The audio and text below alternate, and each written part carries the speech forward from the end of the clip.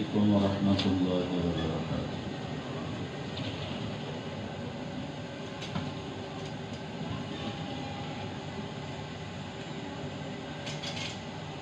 الحمد لله الذي خلق الموت والحياة ليبلوهم أيهم أحسن عملا. الحمد لله الذي له ملك السماوات والأرض يحيي ويميت وهو على كل شيء قدير.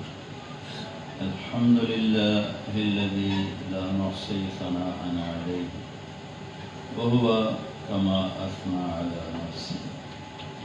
وأشهد أن لا إله إلا الله وحده لا شريك له وأشهد أن محمدا عبده ورسوله أرسله بالحق بشيرا ونذيرا وداعيا إلى الله بإذنه وسراجا منيرا صلى الله تعالى عليه وعلى آله وعلى أصحابه وبارك وسلم تسليما كثيرا كثيرا. أما بعد فأعوذ بالله من الشيطان الرجيم. بسم الله الرحمن الرحيم.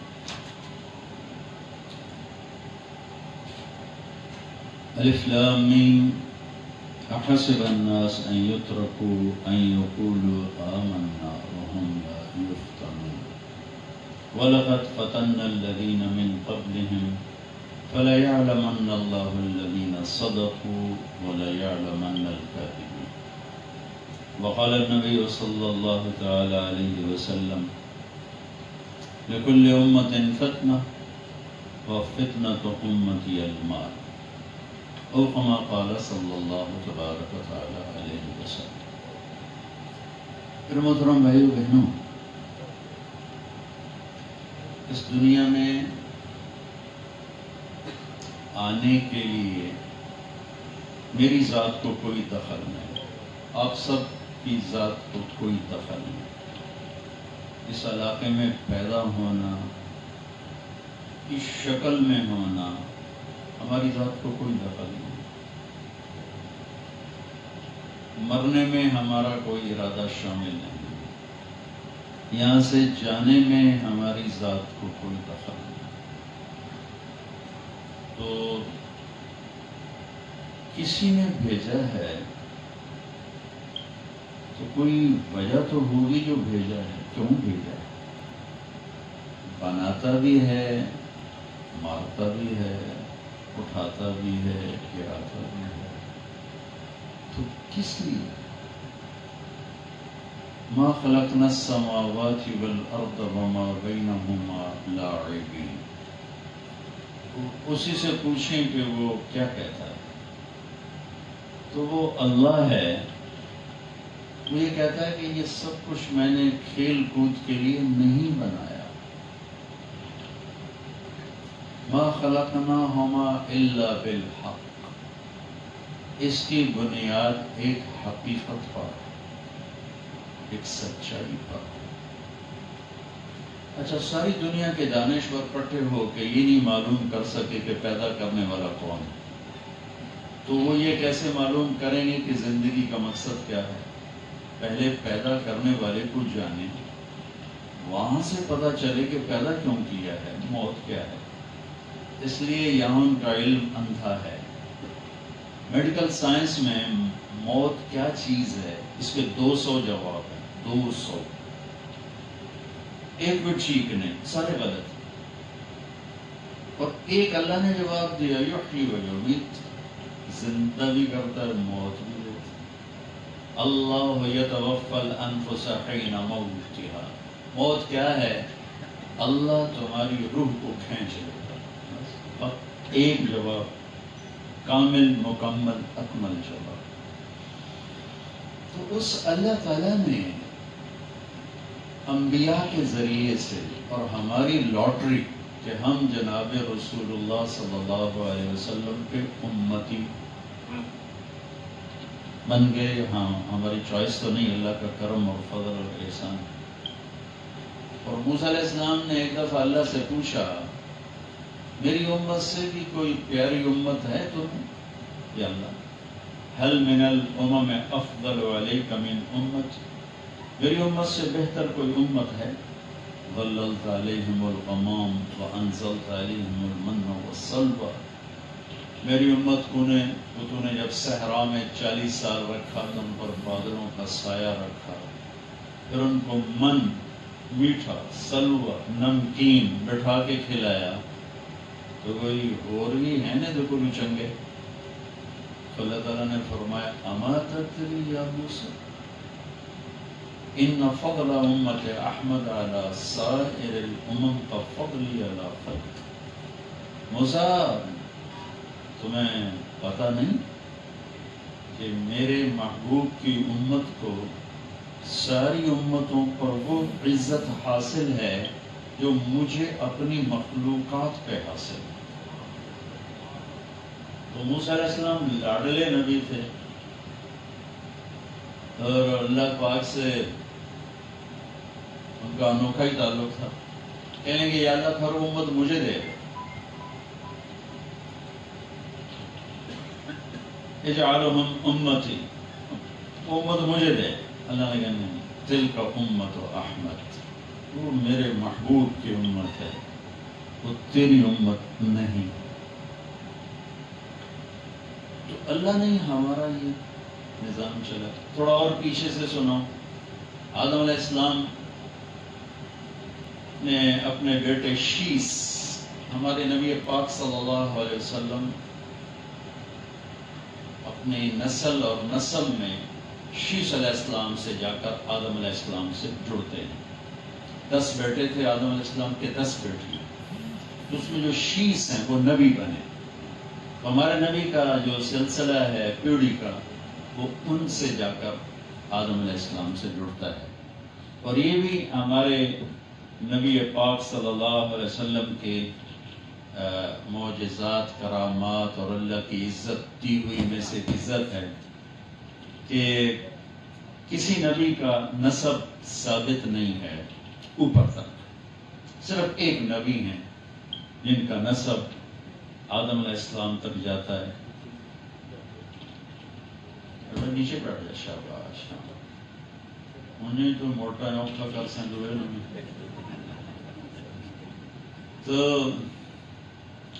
ہمارا نبی کا نسب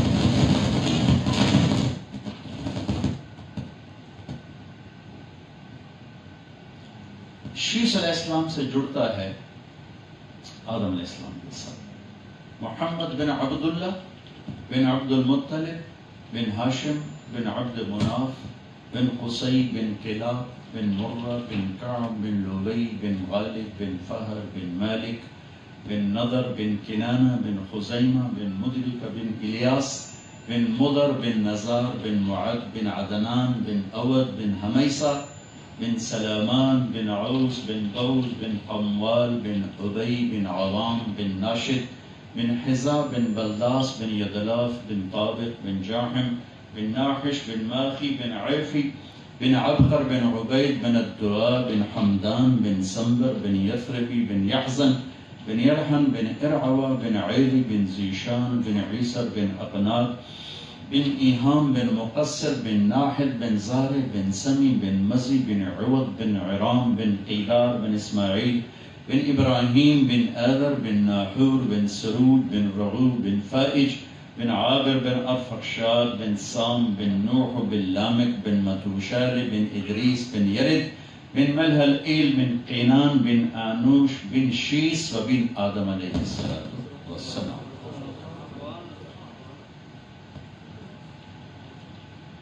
آدم علیہ السلام نے ایک دفعہ اپنے بیٹے سے کہا، جدھر آپ کا نور منتقل ہوتا تھا اس باپ کا ماتھا روشن ہو جاتا تھا، عبداللہ تک، حضرت عبداللہ تک۔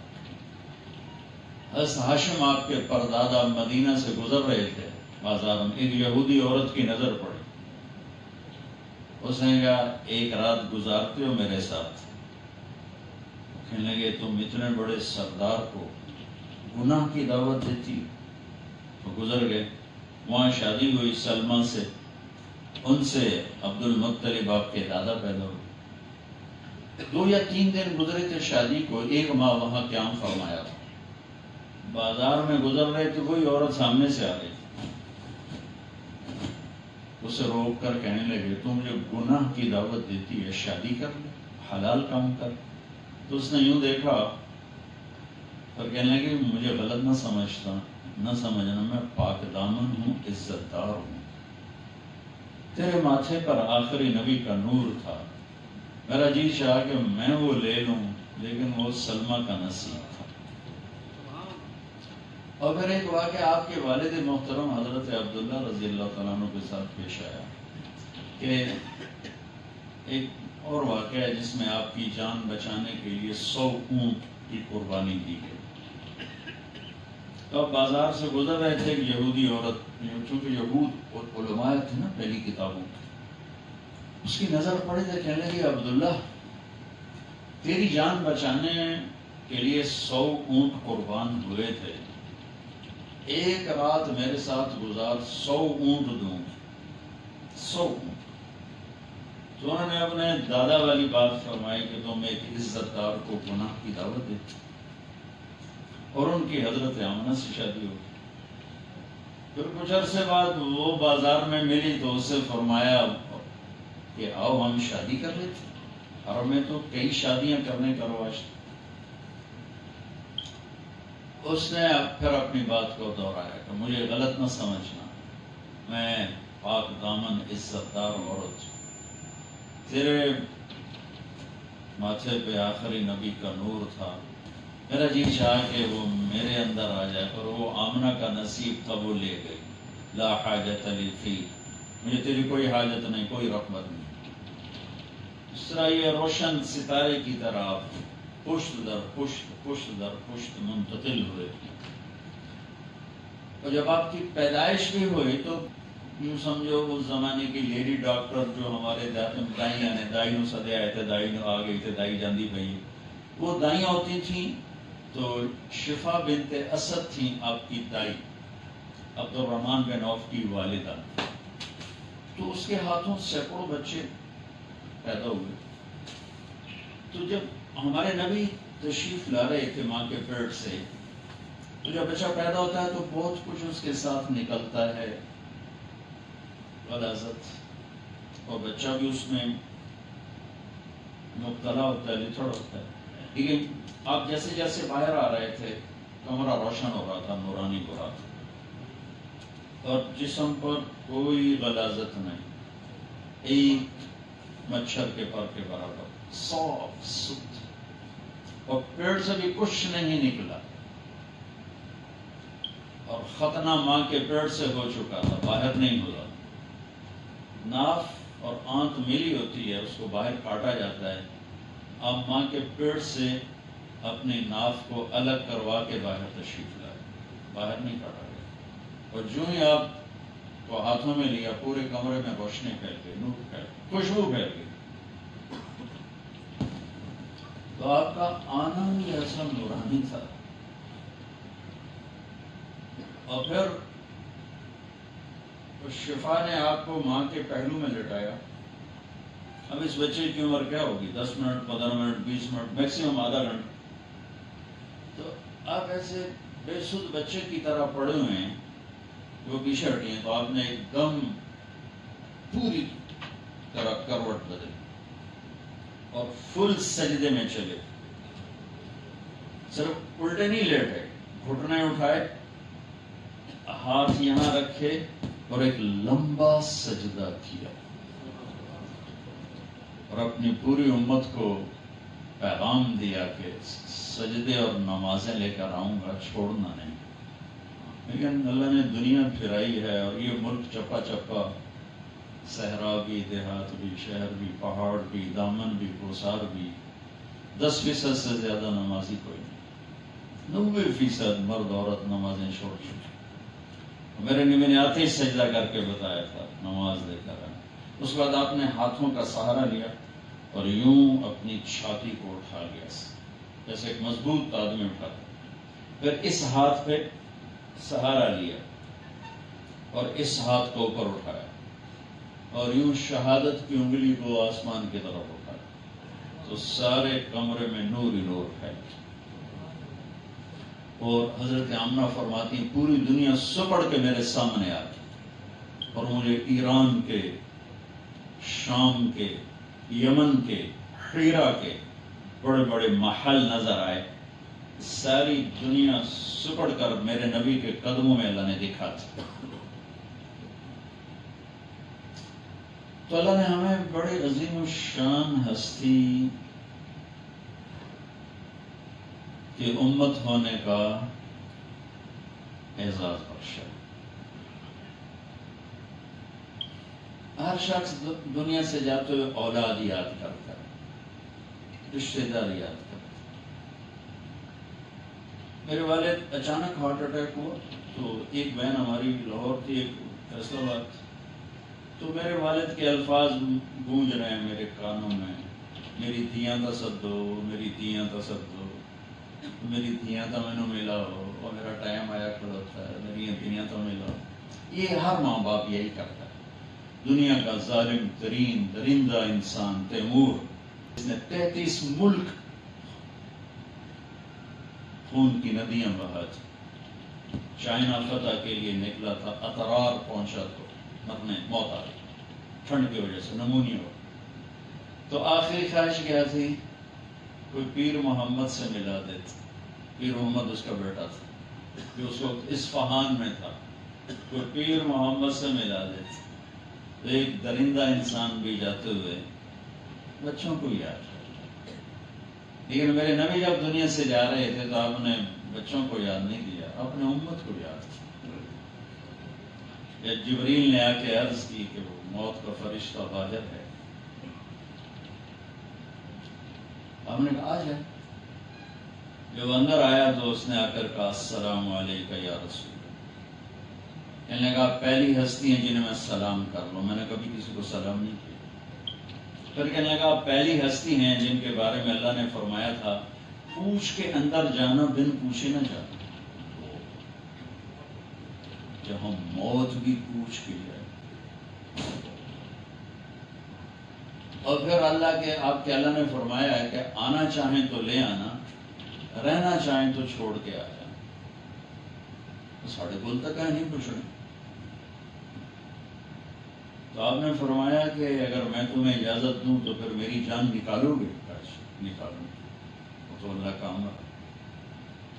تو اس موقع پر آپ فرماتے میرے حسن حسین کا کیا بنے گا؟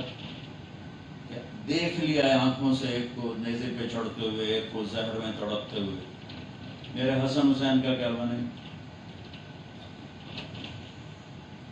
یہ تو پتہ نہ ہو، معلوم ہو چکا ہے کیا ہونے والا ہے ان کے ساتھ۔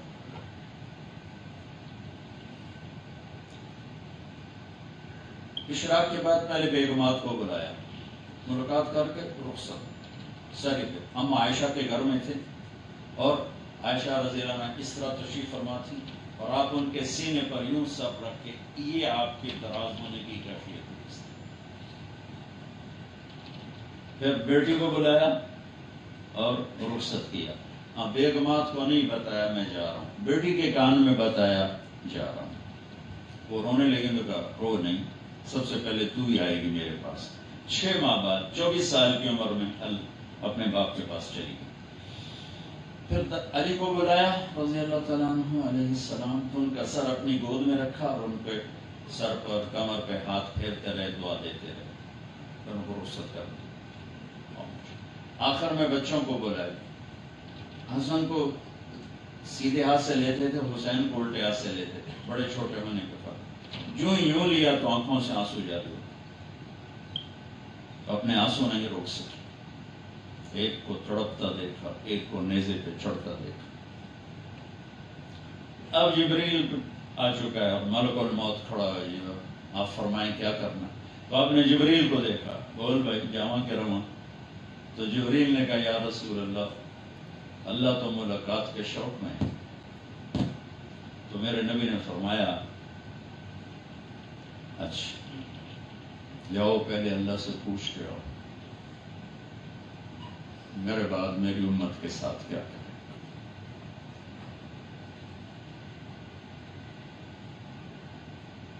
اب کیا سمجھتے ہیں ہماری اللہ سے کوئی رشتہ داری؟ جو کام یہ امت کر رہی ہے اس کا 100واں حصہ پہلی امتوں نے کیا تو بندر خنزیر بن گئے. ہم نے دنیا کو گندا کر دیا اس کی نافرمانی سے. بیچ میں میرے نبی کا آنسو ہے جنہوں نے اللہ کی قہر کو پیچھے ہٹا دیا کہ کیا کرو گے میری امت کے ساتھ. جاؤ پوچھ کے. اس کا جواب آیا کہ آپ کی امت کا ساتھ دیں گے. یہ وہ وعدہ ہے جو میرا اللہ نبھا رہا ہے. ہمارے بندر خنزیر بننے میں کیا دیر تھی؟ صرف مچھلی کھائی تھی موسیٰ علیہ السلام کی قوم نے، دریا کی مچھلی، نہ کسی دی مل نہ بھی ہوں مالے گڑا مرضی کو نہیں پاوے تو چھکتے کاٹتے کھا دے. اور اللہ نے چھوٹا سا امتحان لیا، ہفتے کو نہیں کھانی، اتوار سوار منگل بدھ جمعہ رجمہ کھاؤ. وہ باقی دن آتی نہیں تھی، ہفتے کو آتی تھی. میں کنڈیاں ڈالی اور ہفتے کو پکڑتے اتوار کو کھاتے. تو اللہ نے ساری قوم کو بندر اور خنزیر بندر بنا دیا. کونوا قردۃ خاسئین. میرے بھائیو اللہ کی قسم، زنا کے اڈے چلانا، جوئے کے اڈے چلانا، ماں باپ کو ذلیل کرنا، دھوکہ دینا، فراڈ کرنا، قتل کرنا، جھوٹ بولنا، شرابیں پینا، نمازیں چھوڑنا، زکوٰۃ نہ دینا، سود کھانا، ظلم و ستم کے پہاڑ توڑنا، جھوٹی گواہیاں دینا، جھوٹے پرچے کرانا، بیویوں کو ذلیل کرنا، یہ سارے وہ گناہ ہیں جو مچھلی کھانے سے بڑے ہیں. اس کملی والے پہ درود پڑھو جنہوں نے جاتے ہوئے بچوں کے لیے کچھ نہیں مانگا، امت کے لیے مانگا. تو آج ہم انسان بیٹھیں گے، مستورات ہیں، ہم مر رہے ہیں. بنا دیتا بندر بندریاں، اس کو کیا تھا؟ اس ہستی بیچ میں آسرا ہے. پھر آگے چلو. میرے نبی نے کہا قیامت کے دن جہنم آئے گی تو چیخ مارے گی.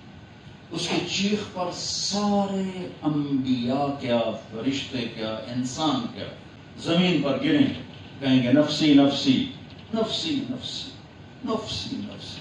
بس میری جان بچا، میں کسی دی لوڑ کوئی نہیں. یہاں تک کہ میرے نبی نے فرمایا ابراہیم خلیل جیسی ہستی کہیں گے پر میری جان بچا، میں نہیں کسی کا سوال کرتا. عیسیٰ علیہ السلام جیسے عظیم نبی فرمائیں گے میں ماں مریم کا بھی سوال نہیں کرتا، میری جان بچی. اس دہشت خوف کے عالم میں جب ایک ایک مرد عورت انبیاء سمیت نفسی نفسی پکارے گا، ایک درد بری آواز سنو، یا رب امتی امتی، یا رب امتی امتی. تو ایسے نظریں پھریں گی، یہ کون ہے، یہ کون ہے؟ ہاں، ہر ایک تو نفسی نفسی کہہ رہا ہے، یہ کون ہے؟ ان کا نوحہ ایسا بلند ہوگا کہ چھا گیا کون؟ نظریں آواز کا پیچھا کرتی ہوئی جب پہنچیں، وہ میرے آپ کے نبی ہوں گے جو کہہ رہے ہوں گے یا رب امتی، یا اللہ میری امت دی خیر کر، میری امت دی خیر کر. کیڑی امت جنہاں ہر وار نبی دے سینے تے ہی کیتا ہے. کوئی جنید بغدادی کے لیے نہیں فرما رہا ہے، شیخ عبد الجیلانی کے لیے نہیں فرما رہا. تو بھائیو بہنوں، اس مالک نے فضل فرمایا، اس نے ہمیں جناب رسول اللہ صلی اللہ تعالی علیہ وسلم کی امت میں پیدا فرمایا. پھر ہمارا امتحان ہے، کیوں پیدا کیا؟ لِيَبْلُوَكُمْ أَيُّكُمْ أَحْسَنُ عَمَلًا. ہم یہ دیکھنا چاہتے ہیں کہ تم میں زندگی کو خوبصورت کون بناتا ہے. زندگی کی خوبصورتی اور ہے اور زیور کپڑے کی خوبصورتی اور ہے، اور انسان حسن کی طرف کھینچتا ہے. یہ حال ایسا خوبصورت نہ ہوتا تو شاید یہ کرائے پہ نہ چڑھتا. تو زندگی کا حسن ایک الگ چیپٹر ہے، چیزوں کا حسن ایک اور چیپٹر ہے۔ لباس کیسا ہو، گاڑی کیسی ہو، گھر کیسا ہو، سواری کیسی ہو، یہ الگ چیپٹر ہے، لیکن اس لباس میں، گاڑی میں، گھر میں چلنے والا مرد عورت، اس کی زندگی کیسی ہو، یہ الگ چیپٹر ہے۔ چیزوں کا حسن بتانے کے لیے انسان کے پاس علم موجود ہے، زندگی کو خوبصورت بنانے کا علم صرف میرے نبی کے پاس ہے اور کائنات میں کسی کے پاس نہیں۔ وہاں سے ملے گا کہ زندگی خوبصورت کیسے۔ اچھا بیڈ روم بنانے سے خوشی کا مل جانا ضروری نہیں،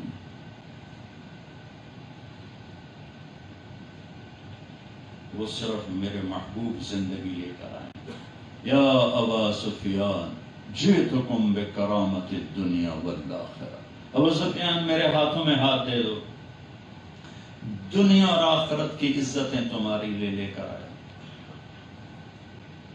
وہ ایک مکمل زندگی ہے، زندگی اندر بستی ہے، باہر نہیں، باہر نہیں۔ اللہ جنید جمشید کی بخشش فرمائے، جب میری پہلی ملاقات ہوئی 1997 میں،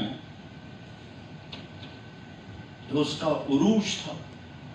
میوزک میں ایسا عروج کسی نے نہیں دیکھا، نہ پہلے نہ اب۔ تو کوئی میرے پاس اسے لایا ملانے، تو اس نے مجھ سے سوال کیا، ایک پاکستانی نوجوان جس گلیمر کو خوابوں میں دیکھتا ہے، وہ مجھے فزیکلی حاصل ہے۔ جس عیش کو، جس عیاشی کو وہ خوابوں میں ڈھونڈتا ہے، وہ میرے پاس حقیقت میں حاصل ہے، لیکن یہاں اندھیرا ہے، یہاں اندھیرا ہے، یہ دل خالی ہے۔ مجھے لگتا ہے میری کوئی منزل نہیں، مجھے لگتا ہے میں وہ کشتی ہوں جس کا کوئی ساحل نہیں۔ یہ اس کے الفاظ۔ پہلی ملاقات تو چیزیں اپنے کمال کے ساتھ موجود ہیں، زندگی موجود نہیں۔ زندگی کا حسن در ہم نبی سے ملتا کہ محمد سے وفا تو نے تو ہم تیرے ہیں، یہ جہاں چیز ہے کہ لوح و قلم تیرے ہیں۔ پھر جب اللہ نے ایسا ایسا دوستی ہماری پکی ہوتی گئی، 97 سے لے کر 2001 تک ایک لمبی کہانی ہے۔ 2001 میں وہ 4 مہینے کے لیے نکلا، تو مجھے اس کا فون آیا بالا کوٹ سے اکتوبر کہ مولانا صاحب میں بالا کوٹ کی ایک ٹوٹی ہوئی مسجد میں ہوں، پھٹی ہوئی چٹائی ہے، اس پر میں لیٹا ہوا ہوں، اور جس سکون کو میں 5 اسٹار ہوٹلوں میں ڈھونڈتا تھا وہ مجھے یہاں پھٹی چٹائی میں مل رہا ہے۔ مجھے لگتا ہے میں ہوا میں اڑ جاؤں۔ اللہ اس کی بخشش فرمائے۔ اس کے الفاظ میرے کانوں میں گونج رہے ہیں۔ میں چاہتا ہوں میں جب مروں تو اللہ مجھ سے راضی۔ میں نے اس کا جنازہ پڑھایا، میں نے زندگی میں ایسا جنازہ نہ دیکھا نہ پڑھا، جیسے اللہ نے اعلان کر دیا ہاں میں اسے راضی۔ تو بھائی بہنوں، میرے نبی کی زندگی ایک خوبصورت مکمل پیکیج ہے، جس کو اپنا کر جوان، بوڑھا، مرد، عورت، مالدار، فقیر، سب اپنی زندگی کی خوبصورتی کا مزہ لے سکتے ہیں۔ گھر تو کسی کا کچا ہوگا، کسی کا پکا ہوگا، کسی کے پاس سائیکل ہوگا، کسی کے پاس مرسڈیز ہوگی، لیکن زندگی کا حسن نہ سائیکل میں ہے، نہ مرسڈیز میں ہے، نہ ہواؤں میں اڑنے میں ہے، نہ قیمتی لباس میں ہے، وہ میرے محبوب مصطفیٰ صلی اللہ علیہ وسلم کی پاکیزہ زندگی۔ اس میں سے ایک چیز ابھی ڈسکس ہو رہی، میں نے تھوڑی سی تمہید اس لیے باندھی کہ میں پتہ چلے کہ وہ ہے کیا ہستی ہے جس کی طرف سے یہ بات جو میں کہنے والا ہوں۔ میرے اللہ نے فرمایا کہ تمہارے مال اولاد تمہارے لیے فتنہ۔ میرے اللہ نے فرمایا کہ میں ضرور تمہیں فتنے میں ڈالوں گا.